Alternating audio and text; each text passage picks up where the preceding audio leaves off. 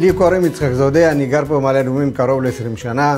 ב4 שנים האחרונות הגיעו אלינו עולים חדשים מאתיופיה.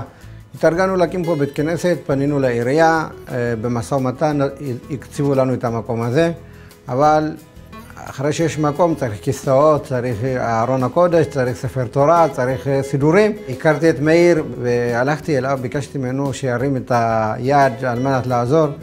לא עברו יומיים, הגיעו את כל הציוד שאתם רואים פה. אני חושב מאיר זה אדם שאוהב לעזור, לתמוך. מאיר רואה את הנעולת, אם זה להציל, אם זה לעזור, אם זה לתמוך, אם זה לראות איכות החיים של האנשים. יחס שלו יחס בן אדם, באמת בן אדם.